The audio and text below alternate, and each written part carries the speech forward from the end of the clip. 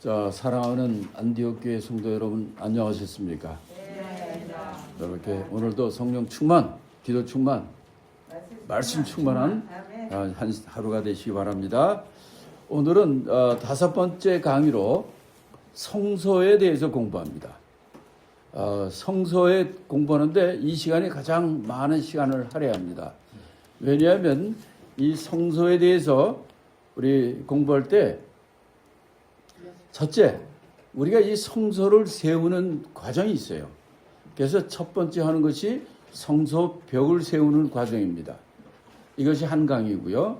그 다음에 두 번째 강의는 그 다음에 이제 성서의 지붕, 성서의 덮개, 지붕에 관한 것을 우리가 두 번째 다음 주에 공부할 것이고, 그 다음 성서의 덮개와 성서 문을 같이 할 거고요.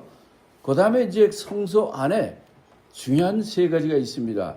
금떡상과 금등대와 금향단. 그래서 이 성서에 관해서는 우리가 5주 동안 공부를 하게 되겠습니다. 그 첫 번째 시간으로 우리가 지금까지 우리가 울타리를 지었고, 두 번째는 동쪽문, 그 문을 통과해 들어갔죠. 그 다음에 이제 세 번째로 우리가 번제단에 나왔고, 네 번째로 물두멍을 봤었죠. 이제 그 다음에는 이제 성소로 들어가야 되는 겁니다. 그래서 이 성소 안에 성소로 들어갈 때 여러분이 보시는 것처럼 이 성소를 이렇게 져야 되는 거예요. 성소를 지려면은 이게 이제 모래바닥이고 광야고 바람도 불고 이러기 때문에 이거 잘 세워야 되거든요. 이 성소 벽을 세우고 그 다음에 이제 지붕 덮개를 씌우고 그 다음에 이제 문을 또 여기 보시는 것처럼 이게 이제 문인데요.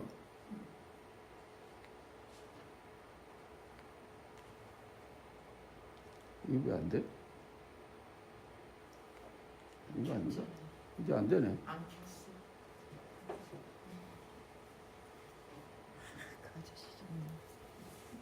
어떻게 껐잖아 지금. 그게 끈 거야? 예, 이게 이것도 내 거하고 다르네. 이게 이 성서문이에요. 자, 그래서 오늘은 이 성서 이 벽을 세우는 거에 또 이거의 그 규격, 재료, 그거의 또 특성, 그다음에 복음적 의미 이런 네 가지를 우리가 여기서 공부하게 되겠습니다. 자, 먼저 이 성서벽에 대해서 우리가 스크린으로 만들어 주시죠. 그랬어요? 그러면은 이걸 어떻게 해서 이렇게 됐더라? 다시 나갔다 들어올까?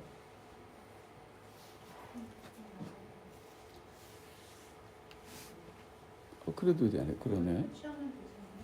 그거만 딱 위에 것만 터치하면 스크린. 아니야, 이거를 지우면 어떻게 되나?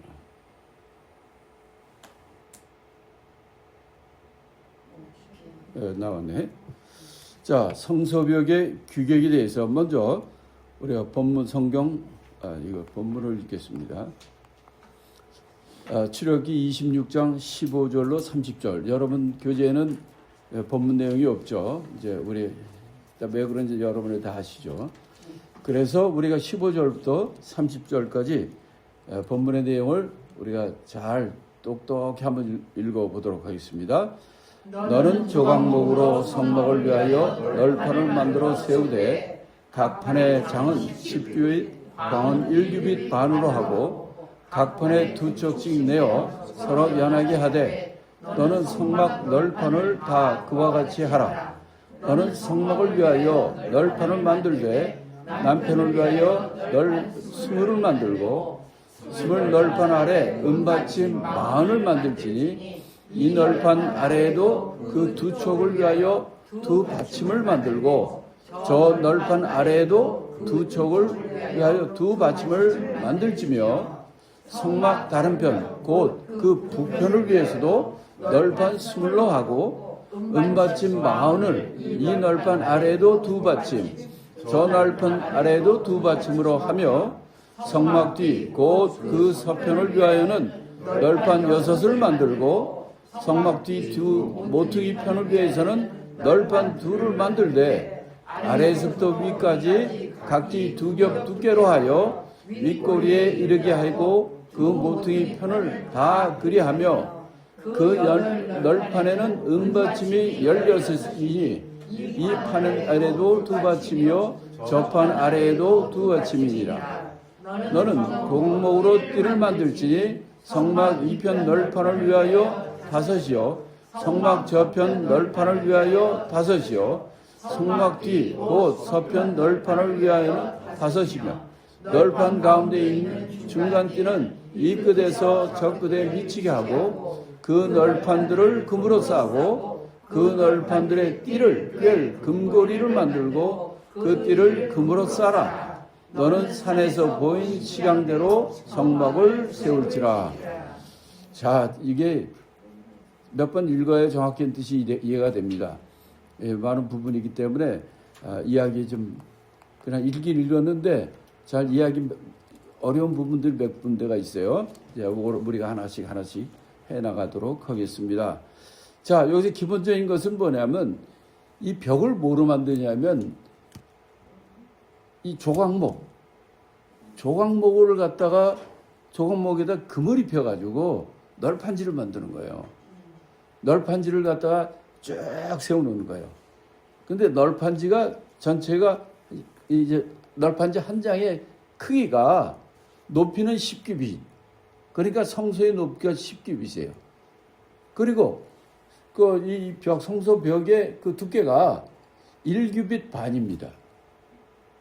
그런 널판지를 갖다 금으로 싸가지고 이제 만드는 거예요. 근데 생각을 해보세요. 그 모래바닥에다가 그 널판지를 세우면 바람 불면 어떻게 되겠습니까? 다 날아가죠.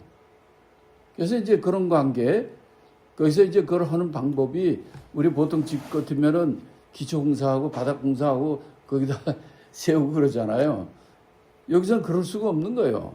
그 시멘트도 없고 뭐 그럴 때가 아니기 때문에 여기서 하는 방법은 그 은받침, 은으로 받침대를 만들어서 그 위에 세우는 겁니다.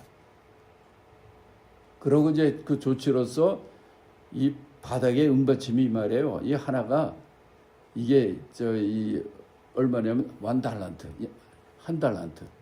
한 달란트면은 우리 한국 근으로 하면은 90근, 영어로 이쪽으로 해도 90파운드, 100파운드 되는 거예요. 그러니까 이 은받침 이 하나의 크기가 얼마라는 거예요. 100이면 얼마입니까? 한 근에 100이면 그 한 근을 예를 들어서 옛날에 저거는 600g이지만 뭐 1파운드는 450g 아닙니까?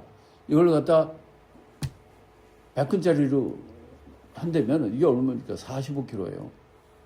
은받침 하나가. 널판지 하나당 은받침을 갖다 2개씩 하는 거예요. 거기 이제 홈이 파져 있어가지고 그걸 해서 쫙 세워놓고 그 다음에는 이제 중간에는 이제 서로들 넘어지지 않도록 5 널판지마다 이 꾀를 금으로 된 지팡이 그걸 그냥 쫙 해서 하나면 잘 넘어지지만 5이 뭉치니까 넘어지지 않고 또 그 가운데로도 해가지고 전체가 다 연결되게 만들었어요. 그러니까 뭐 밑에 단단한 은받침이 있겠다. 그 다음에 이제 그걸 되어 있기 때문에 절대로 넘어지지 않는 거예요. 이렇게 은받침을 만드는 건데 요거를 우리가 하나씩 보겠습니다. 첫째, 성소벽의 규격. 여러분 교재에 나와 있죠? 첫째 이제 널판에 관한 얘기인데 널판은 하나의 규격이 얼마라고 그랬어요? 길이가 10규빗. 그 높이가 10규빗이라는 얘기예요. 그 다음에 이제 그 폭은 얼마냐? 1규빗 반, 1.5규빗. 이렇게 된다는 거죠. 이것을 가지고 그 지성소, 이 전체 건물을 세우는데 그걸로 벽을 쌓는 거예요. 그러니까 이게 여러분 이 성소의 크기가, 지성소 성소의 크기가 얼마냐면 이 성소의 크기는 이 앞이 정면이 여기 사진을 좀 보겠습니다. 이게 넘어간다? 예, 요거 보시면은 이 앞부분이 성소고요. 뒷부분이 지성소예요. 이거는 지성소는 10규빗, 10규빗, 높이도 10규빗이에요. 10규빗, 10규빗이에요. 가로 세로가 높이도 10규빗. 그리고 이 앞에 성소는 이게 10규빗, 똑같이 10규빗이고 포그 여기가. 그다음에 이거는 20규빗이에요. 그러니까 전체가 이 길이가 얼마냐? 30규빗이에요. 근데 이 널판지 하나당 폭이 얼마라고 그랬어요? 1.5규빗이라고 그랬죠. 그 30규빗이 채우려면 1.5규빗짜리가 몇 개가 있어야 돼요? 그렇죠. 20개죠. 이쪽에도 20개, 남쪽에도 20개, 북쪽에도 20개. 이쪽이 문이니까 이쪽은 동쪽이에요. 그러니까 이쪽에 20개, 북쪽에 20개, 그리고 서쪽이죠. 이건 동쪽이니까 서쪽, 이쪽에는 10규빗이니까 이제 여기에 이제 계산이 좀 필요합니다.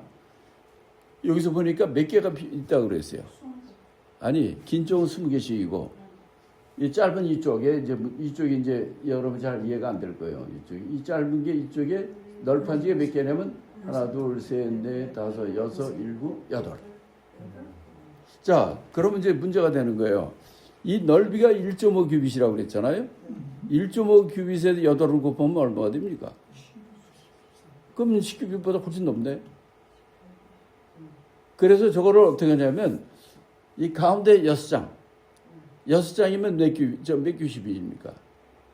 9규빗이죠. 9. 1.5 곱하기 6이니까 9예요. 그러면 1규빗이 남는 거야, 양쪽에.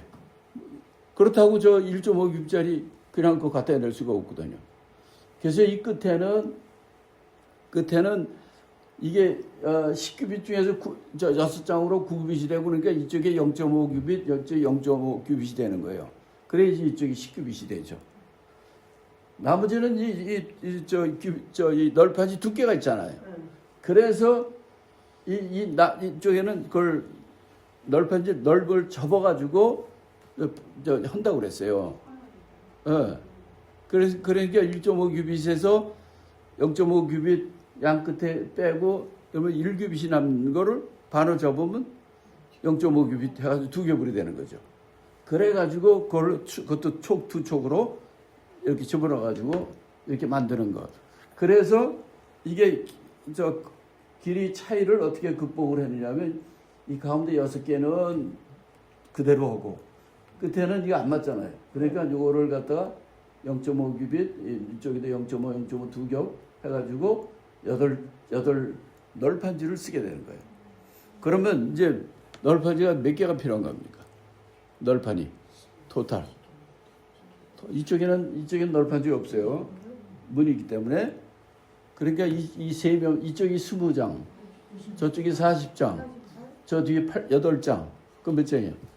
48장이 필요한 거죠. 그래서 여기 이제 가로 이렇게 우리가 여러분 쭉 있죠. 남북에 각각 20개 필요하고 서쪽에 8개의 널판이 필요한데 그거 문제는 그렇게 해결이 돼 있다고 성경에 얘기하고 있어요. 그래서 이 널판을 그렇게 하는데 그다음에 이제 두 번째 필요한 것이 이제 뭐냐면은 이제 그 널판을 저 광야에 그냥 세울 수가 없잖아요. 그래서 널판이 이제 받침이 필요한 겁니다.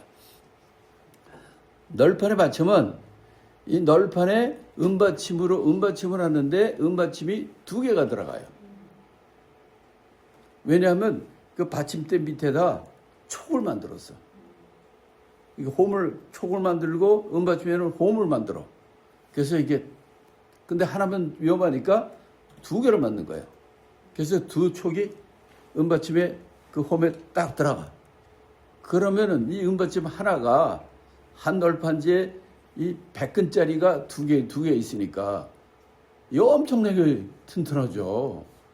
그래가지고 이렇게 48장을 하더라도 이게 흔들림이 없고 이제 고리를 끼워가지고 이렇게 한다는 거죠.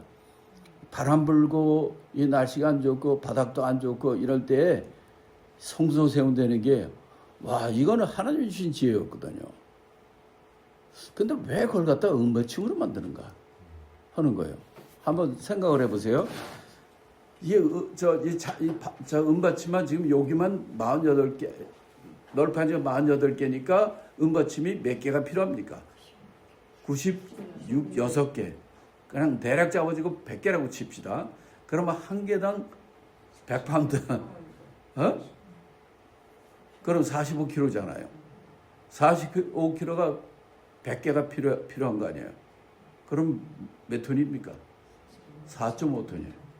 요것만 하는데 은이. 그러니까 이 성막이 얼마나 은이 엄청나게 들어갑니다. 이것도 전부 이 널판지도 전부 금으로 만들었거든. 금으로 쌌거든요.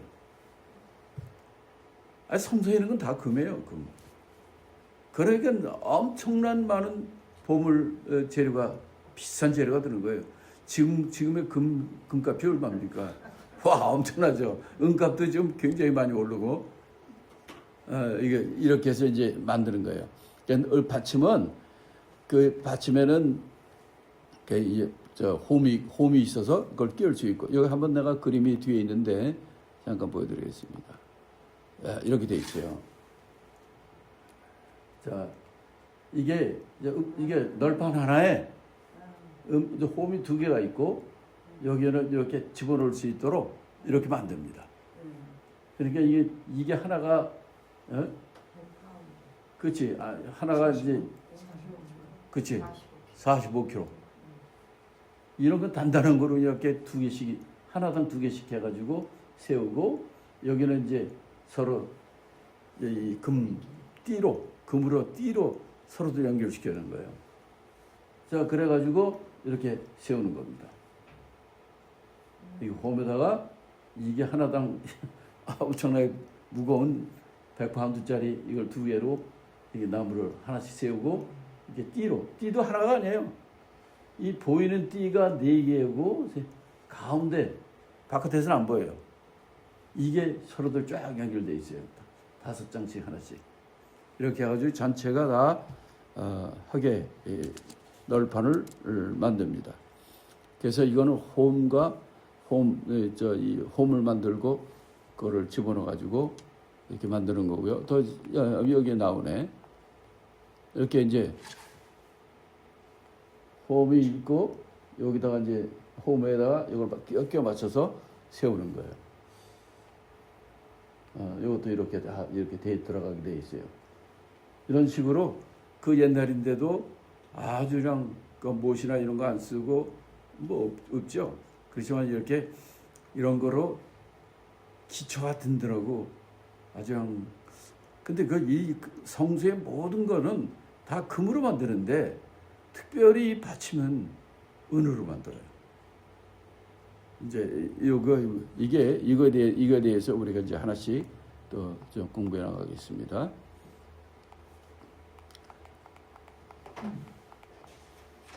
자, 3번째, 은받침은 은 1달란트의 무게로 되어 있고, 그 다음에 이제 널판에는 그 띠가 있습니다. 아까도 얘기한 것처럼 띠에는 5개로 띠가 되어 있는데 4개는 바깥에서 보이는 거예요. 그리고 하나는 안 보이는 그 중간에 가운데 들어가 있어요. 이거 보이는 것처럼 이렇게 보이는 띠가 4개가 있고요. 보이지 않는 띠가 이 가운데 이 두께 안에 딱 들어가 있어요. 보이는 띠도 있고 보이지 않는 띠로 이렇게 해서 성소가 든든하게 서 있는 거예요. 바람 불고 어떤 일이 있어도 절대로 넘어지지 않고 조립식으로 완전히 이렇게 만들어 놓은 기가 막힌 하나님의 작품이고, 특별히 이 성막 중에서 가장 중요한 부분이 바로 이 성소 부분과 지성소 부분이에요. 그래서 이 우리가 성소는 성막은 3부분으로 되어 있다 이렇게 말씀하죠. 첫째, 뜰 부분이 있고, 그 다음에 그 안에 성소 부분이 있고, 또 그 제일 안쪽에 지성소가 있는 거예요. 자, 뜰은 희생이 있는 곳이에요. 그래서 이거는 누구나, 백성이면 누구나, 죄인이면 누구나 들어올 수 있는 여기서 희생 제물, 예수님 피의 역사, 우리의 죄를 사하고 깨끗해지는 그 이 역사가 이루어지는 것이 이 뜰에서 이루어지는 거예요. 우리가 지금으로 말하면 예수님이 십자가의 공로, 피공로가 이루어지는 것이 바로 이 뜰 부분입니다. 그러면 성소는 왜 필요한가? 우리가 지금 성소에 이제 들어가기 위해서 이렇게 준비를 하는데, 이 성소에는 여러분이 보시는 것처럼 금떡상과 금 촛대와 금 향단, 금떡상이라는 것은 바로 그 무교병, 누룩이 들어가지 않는 그 떡을 통해서 바로 예수님께서 내 살을 먹어라, 이는 생명의 떡이라 한 것처럼, 바로 우리가 예수님의 공급으로 하나님을 섬기며 하나님과 교제하는, 하나님을 섬기는 그런 공간이 바로 성소예요.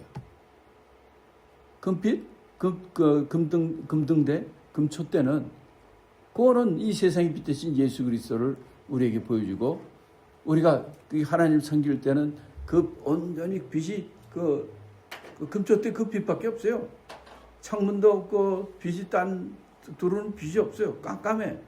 여기서 오직 바로 이 금촛대, 세상의 빛 대신 예수의 빛으로 살아가는, 그것으로 하나님을 섬기는 이런 것이 성소입니다. 금향단도 마찬가지예요. 향이라는 것은 바로 기도를 의미하는 거거든요. 바로 기도로 하나님을 섬기고 기도로 사는 이 금향단, 이 세 곳이 성소에서, 그래서 여기는 하나님을 섬기는 제사장만이 들어갈 수 있어요.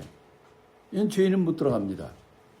번제단에서 섬기고 이런 일을 했다 할지라도 이거는 섬기는 자, 제사장만 들어가는 거예요.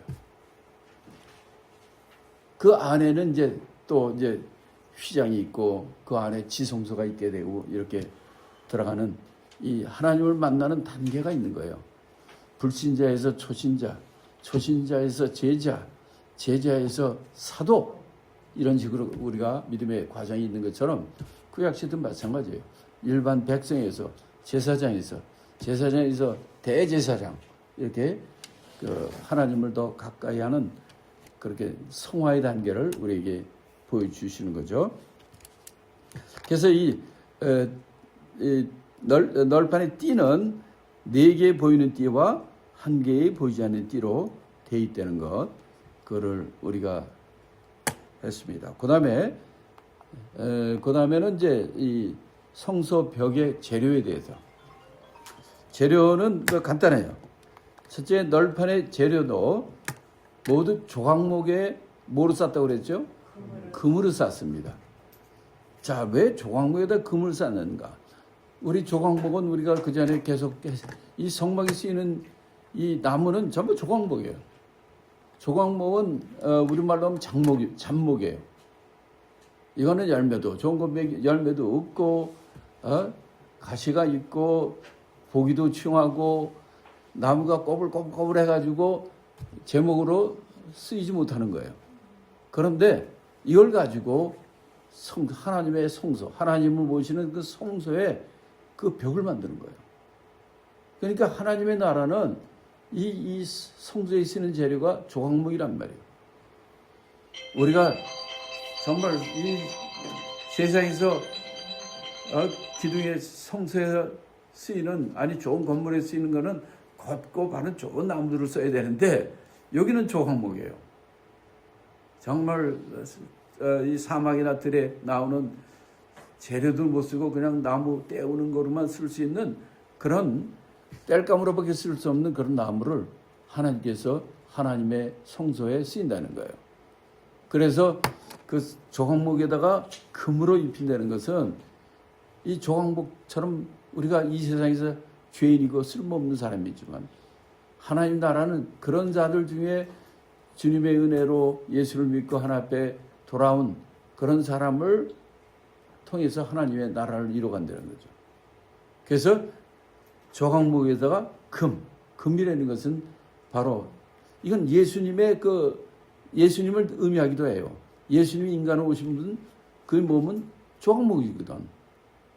그렇게 하나님이 인간의 몸으로 이 땅에 오셔가지고 우리 위해서 십자가 피를 주시고 희생당하시고 죽으시는 그 예수님을 보여주기도 하고, 그와 같이 우리도 바로 예수를 믿는 그 사람들로 통해서 하나님의 나라를 이루어간다는 거예요. 그런 자를 하나님께서 금으로 입혀가지고, 하나는 인성, 하나는 신성을, 금은 신성을 나타내는 거예요. 이렇게 널판도 이런 게 쓰이는 거죠. 자, 그래서 고린도 후서 5장 21절에 이렇게 말씀합니다. 우리 다 같이 읽습니다. 하나님이 죄를 알지도 못하신 자로 우리를 대신하여 죄를 삼으신 것은 우리로 하여금 저희 안에서 하나님의 의가 되게 하려 하십니다. 그렇죠. 조항목처럼 정말 쓸모없는 자를 예수님께서 우리를 위해서 피를 흘리시고 믿는 우리를 의롭게 하시고 이제 하늘나라에 예수 그리스도와 함께 왕노릇하게 만드는 바로 그러신 분이라는 거죠. 자, 이사야 61장 10절 다 같이 읽습니다. 내가 여호와로 인하여 크게 기뻐하며 내 영혼이 나의 하나님으로 인하여 즐거워하리니 이는 그가 구원의 옷으로 내게 입히시며 의의 겉옷으로 내게 더하심이 신랑이 사모를 쓰고 신부가 자기 보물로 단장 갖게 하셨습니다. 그렇죠. 우리가 정말 지옥에 갖고 저 쓸모없는 땔감 같은 나무를 하나님께서 금으로 입히시고 우리를 하나님의 나라 성소를 만드는 데서 우리를 사용하시는 거예요. 얼마나 놀라운 하나님의 은혜겠습니까? 자, 그 다음에 이제 그 널판의 그 받침에 대해서 우리가 더 자세히 좀 공부를 하겠습니다. 널판의 그 받침은 뭐로 만든다고 그랬습니까? 은으로 만드는 거예요. 그래서 그걸 은받침이라고 그러죠. 은받침 하나는 한 달란트의 무게입니다. 한 달란트는 100근, 90파운드, 아니 100파운드, 90근 뭐 이렇게 되는 거예요. 대략 100파운드로 생각하시면 돼요. 이런 그러니까 이제 화폐 단위 중에서 이 당시에 제일 큰 화폐 단위가 달란트입니다. 이 제일 큰 거예요. 이제 여기서 화폐 단위, 무게 단위가 이제 또 나오는데 나오면 또 하겠습니다. 자, 그래서 베드로전서 1장 18절 19절 다 같이 읽습니다. 너희가 알거니와 너희 조상에 유전한 망령된 행실에서 구속된 것은 은이나 금같이 없어질 것으로 하는 것이 아니요 오직 흠없고 정없는 어린 양 같은 그리스도의 보배로운 피로 한 것이니라. 예, 정말 이 세상에서는 금이 제일 귀하고 좋은 것이라고 하지만은 예수님께서 우리를 바로 보배로운 예수 그리스도의 보배로운 피로 우리를 구속하시고 우리를 삼으신 거라는 거죠. 그래서 저 받침은 은받침을 하는 이유가 뭐냐면 이거를 갖다가 생명의 속전이라 합니다. 생명의 속전이라는 말로 이제 뒤에 나오는데 이 고린도전서 3장 11절에도 이 닦아둔 것 외에 너희 다른 터를 닦아줄 자가 없으니 이 터는 곧 예수 그리스도시라. 그래요. 이 바로 은받침 이것은 바로 우리 터가 돼. 예수 그리스도는 우리의 하늘나라의 터전이고 그 터 위에 우리를 사용해서 이렇게 쓰는 우리를 하나님의 성소에 우리를 사용하시는 건데 그 터는 예수 그리스도라는 거죠. 자, 그래서 은받침과 성소의 벽에 대해서 우리가 이제 이렇게 쭉 보신 겁니다. 이게 높이가 10규빗이니까 얼마나 높겠습니까? 한 1규빗이 50cm니까 10규빗이면 5m입니다. 이 높이가 얼마입니까, 이거? 이 3m 안 되죠? 8피트? 그러니까 뭐, 탁도 안 되죠. 그렇게 이제 우리가 유레카 스프링스 가면 이제 더 이제 가서 실감하게 됩니다. 그러나 저러나 갈 인원들 좀 완전히 확인하시고 표도 사야 되고 그 해야 이제 스케줄 같은 것들은 그거는 뭐 행사위원장님께서 알아서 다 하실 거라고 믿습니다. 얼굴이 너무 기뻐서 그러신가? 예. 자, 그래서 은이 이렇게 많이 듭니다. 은이 그러니까 이게 96개니까 100개를 쳐도 이게 4.5톤이 되는 거예요. 이런 은이 엄청나게 많이 들어가는데 이거 외에도 은이 들어갈 때가 많이 있어요. 그래 이 은이 어디서 났을까 하는 문제죠. 출애굽기 30장 11절부터 15절까지 정신 똑바로 차리고 함께 읽겠습니다. 여호와께서 모세에게 일러 가라사대 내가 이스라엘 자손의 수요를 따라 조사할 때 조사받는 각 사람은 그 생명의 속전을 여호와께 드릴지니 이는 그 계수할 때에 그들 중에 온역이 없게 하려 합니다. 무릇 계수 중에 드는 자마다 성소의 세겔대로 반 세겔을 낼지니 한 세겔은 20게라라. 그 반 세겔을 여호와께 드릴지며 무릇 계수 중에 드는 자 곧 20세 이상 된 자가 여호와께 드리되 너의 생명을 속하기 위하여 여호와께 드릴 때에 부자라고 반 세겔을 더 내지 말고 가난한 자라고 덜 내지 말지며. 그러니까 이 은은 어떻게 해서 거뒀냐면은 여기에 어떤 사람이냐면 20세 이상 된 남자는 부자나 가난한 자 할 거 없이 누구나 반세기를 내야 되는 거예요. 반세기이 얼마나 되냐면 여기서부터 시작을 해가지고 예루살렘에 성전 들어갈 때도 성전세를 반세기를 내요. 자, 이 반세겔이 반세겔이 얼마냐면 대략 다 은 단위로 되어 있는데 은 11g에서 한 15g 사이입니다. 12, 3, 15 아래야. 11에서 15 아래에 그게 1세겔인데 반세겔이니까 그 절반이에요. 그거를 이때 20세 이상인 남자 성인의 숫자가 얼마라고 그랬죠? 출애굽할 때 이 광야 생활을 처음에 시작할 때 그래서 사람 수를 세는데 이때가 60만 명이에요. 그 다음에 40년 끝나고 나도 그때 세니까 그때도 그 전 세대가 다 죽었고 광야에서 죽고 그런데도 나온 애들 해가지고 해보니까 60만이야. 이야, 광야에서도 전혀 줄질 않았어요. 그러니까 하나님이 어떤 경우 어떤 환경 가운데서 하나님이 지켜주신다. 하나님께 해주시는 거예요. 자, 그런데 여기서 그 60만 명의 사람들이 남자들이 20세 이상 된 60만 명들이 전부 반세겔씩 낸 거예요. 그러면 그러니까 얼마냐? 그럼 60만 명은 이 세겔을 얻으면 30만 세겔이에요. 30만 세겔이면 은 한 달란트가 얼마라고 그랬죠? 45. 그죠? 한 달란트가 그러니까 이 세겔하고 이 달란트하고 세겔하고 그 안에 보면은 이 한 세겔이 13절에 보면 한 세겔이 얼마라고 그랬죠? 20게라. 그러니까 20게라라는 거는 이 한 게라가 쌀을 알고 이 작곡 쌀갱이 하나만 한 거예요. 1g이 안 되지. 그 예를 들어서 12g이라고 그러면 그 20분의 1이면 0.6g. 그 이제 최소 단위예요. 이것 다 은으로 계산하는 건데 이런 시스템으로 하니까 이 100개가 돼도 이거를 다 커버하고 남는 거예요. 참 이게 인간은 전혀 이 생각을 못 하는데 하나님께서 이렇게 하는데 여기서 중요한 포인트는 뭐냐면 돈 많은 사람은 많이 내고 돈 없는 사람은 적게 내거나 안 내는 게 아니에요. 이거는 누구나 똑같이. 왜 똑같이 내게 했을까요? 이게 뭔데 도대체 똑같이 내게 하느냐 이 말이에요. 이거를 그래서 생명의 속전이라고 그래요.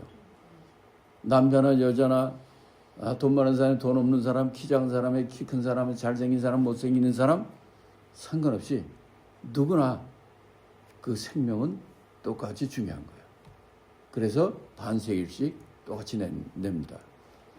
이렇게 그 은을 그래서 이걸 갖다 우리가 생명의 속전이라고 그러는 거예요. 그러니까 이 성소, 하나님의 나라, 하나님을 모시고 하나님이 계시는 이 성소의 가장 중요한 이 성소의 밑받침, 바닥, 기초 은받침은 이거는 뭐로 해서 만드냐? 생명의 속전으로 만드는 거예요. 은.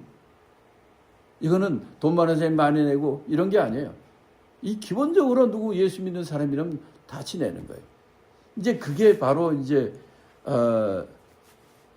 우리가 11조 같은 것도 있고 하나님께 드리는 것 중에 11조도 있고 또 감사헌금도 있고 또 어떤 서운한 것도 있고 있지만 이 생명의 속전은 말하자면 이게 하나님 앞에 우리가 나올 때마다 드리는 성전세와 같이 이런 것처럼 생명의 속전 이게 주일헌금이 아닐까 이런 생각을 해요. 그래서 정말 하나님의 은혜를 받는 사람이고 하나님이 나를 살리셨고 그래서 하나님 남자는 이렇게 생명의 속전 저는 이걸 그냥 하나님 앞에 일주일에 한 번씩이지만 하나님 앞에 나올 때 드리는 이 생명의 속전이 아닌가 이런 생각을 하고 또 뭐 사람 따라 달아서 뭐 자기가 받은 은혜와 감사하는 거라든지 하나님께 서운한 거라든지 하나님 앞에 어떤 특별히 감사로 여러 가지 모양으로 드리면 드릴수록 좋습니다. 이게 하나님은 돈이 필요 없잖아요. 진짜 필요한 건 우리가 돈입니다. 진짜 그래서 정말 주님의 도움이 필요한 사람들 정말 어떻게 할 수가 없는 가난한 사람 이런 사람일수록 과부가 자기가 가진 전 재산을 드리는 것처럼 이렇게 하나님을 감동시켜야 돼요. 그러면 진짜 그 사람이 하나님의 도움을 받는 축복이 있습니다. 근데 많은 분들이 당신은 정말 먹고 살 것도 없고 돈이 없고 그러니까 헌금 내지 마세요.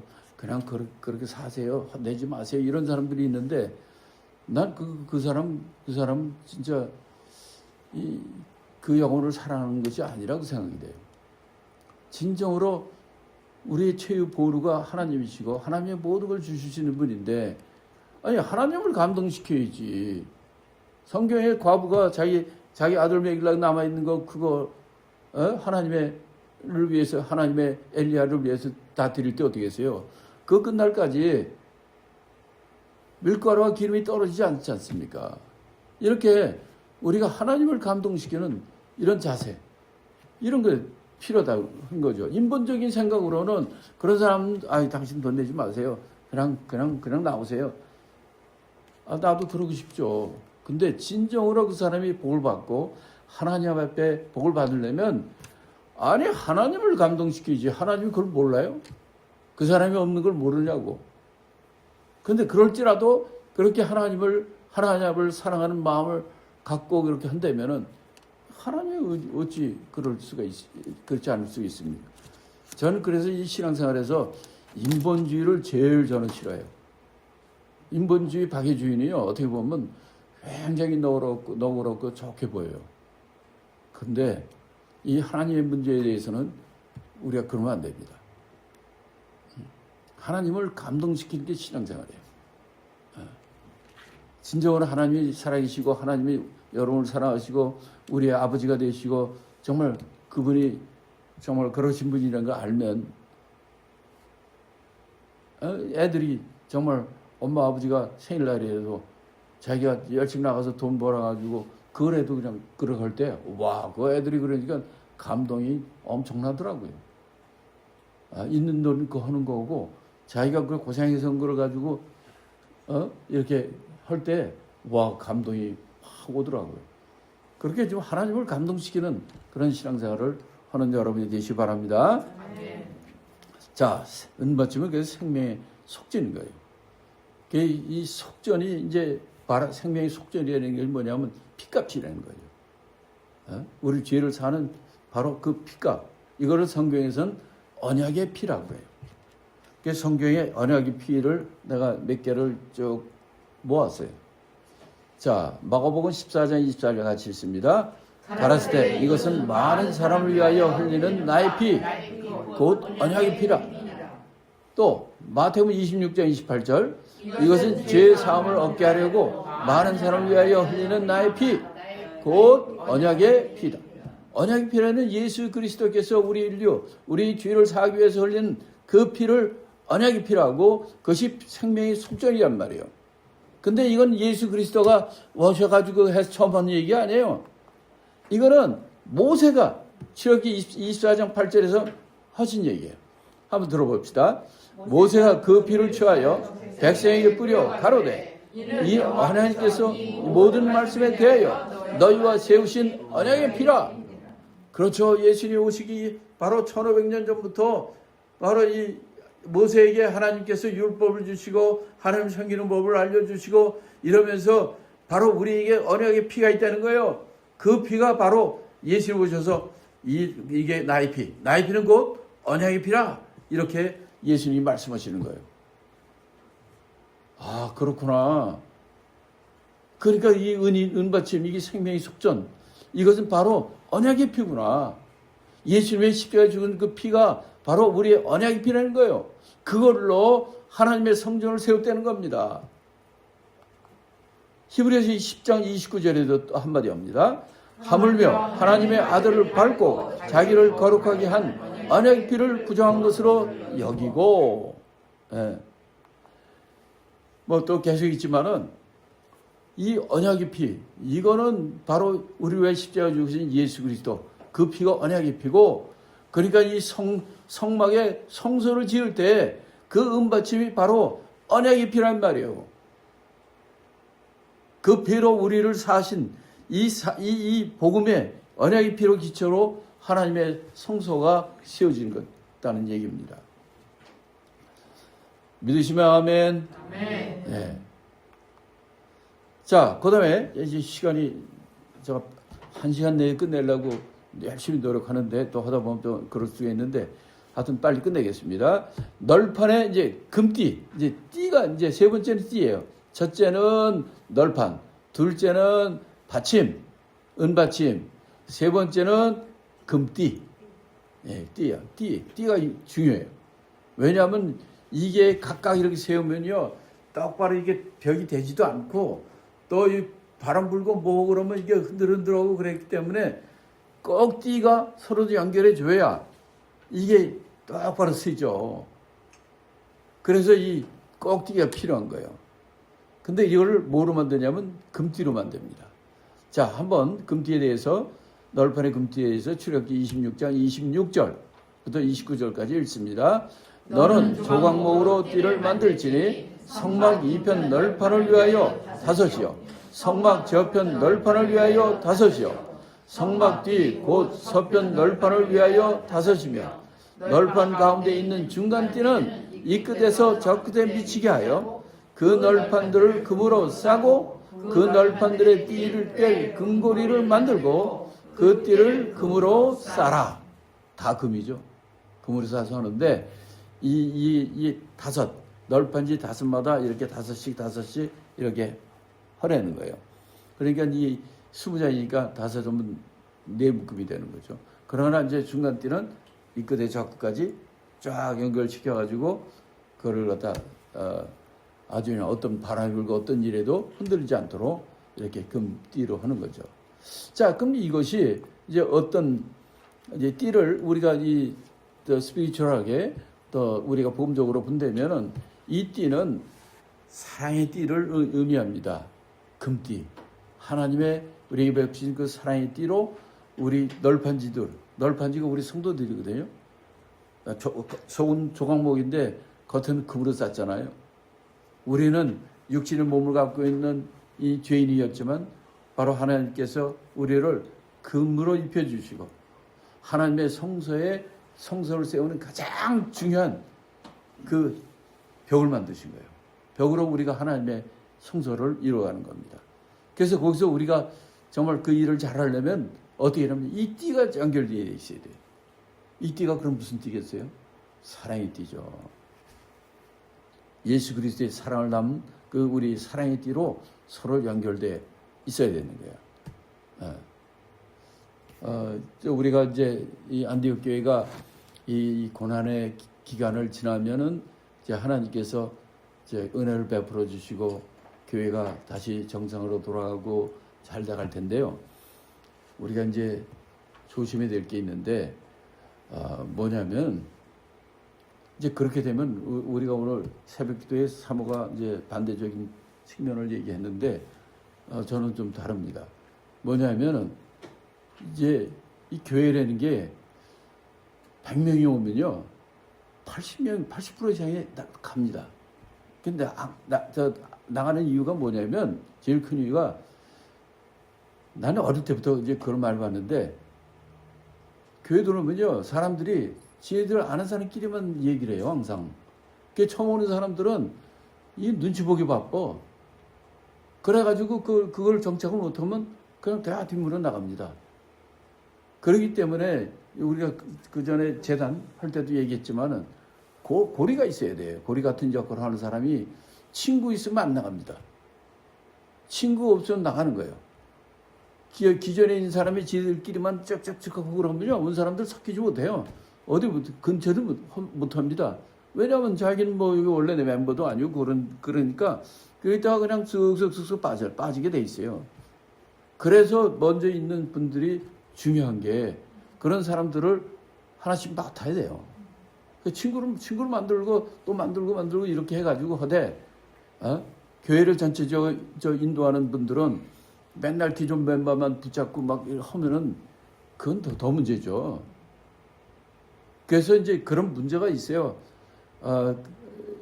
특히 이런 교회 같아서는 누가 한 사람 두 사람 오면 진짜 너무나 귀하죠. 그러다 보니까 목사부터 시작해가지고 그 사람들 신경을 많이 씁니다.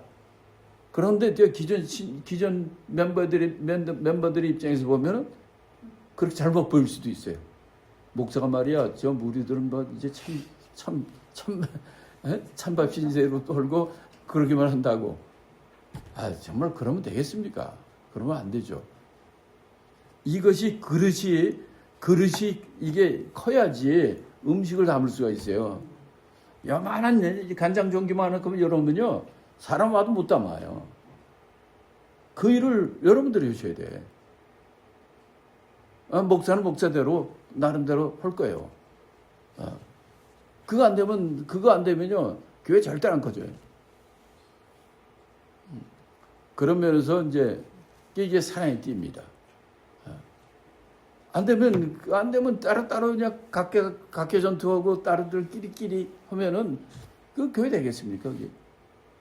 그게 사랑의 띠가 아주 필요한 겁니다.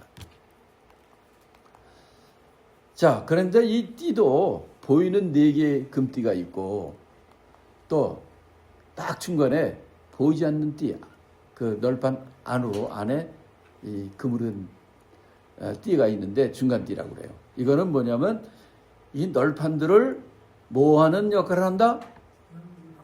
연결이죠. 그렇죠. 사랑의 띠로 연결하는 거예요. 그래서 쭉 연결이 돼 있어요. 확실히 장로님이 정답을 잘 얘기하시네. 이거 대답하기 좀 모호하고 그런 것들인데 어쩌다요? 이게 또 겸손은 하시긴 또 잘하셨습니다. 자, 골로새서 3장 14절 다 같이 읽습니다. 이 모든 걸 위해 사랑에 더하라. 이는 온전하게 매는 띠니라.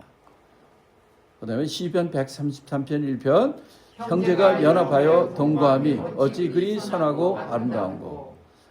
교회는 정말 우리 내면적으로는 서로들 잘 연합되고 사랑의 띠로 연결되고 서로 이해하고 해야 되지. 내가 선배고 네가 후배고 네가 고참이고 넌 신참이고 너는 나는 높은 직책이고 너는 아무것도 없는 애고 뭐 이런 식이 되면은 그 교회가 끝난 겁니다. 그래서 사실 앞으로 이게 이제 문제가 해결되고 그러면은 성도 헤매던 많은 분들이 들릴 거예요. 이럴 때 진짜 우리가 중요합니다. 1대1도 하나 딱딱 맡으셔야 돼요. 맡아가지고 그분들이 정착할 수 할 때까지 아주 그냥 친구 역할도 잘하고 격려도 해주고 기도해주고 우리가 그런 걸 해야지. 딱 왔는데 그 몇 명 가는데 서로들 말이야 뭐 네가 높으니 내가 높으니 하고 내게 잘났으니 못났니 이러고 하는 꼴이 보이면 그게 절대 안 되거든요. 그래서 우리가 바로 이 예수 그리스도의 사랑과 믿음으로 연합이 되어서 우리 안디옥 교회가 바로 서는 하나님 앞에 쓰임받는 그런 교회가 되기를 바랍니다. 네. 에베소 2장 21절 22절 다 같이 읽습니다. 그의 안에서 건물마다 서로 연결하여 주 안에서 성전이 되어가고 너희도 성령 안에서 하나님의 거실 처소가 되기 위하여 예수 안에서 함께 지어져 가느니라. 아멘.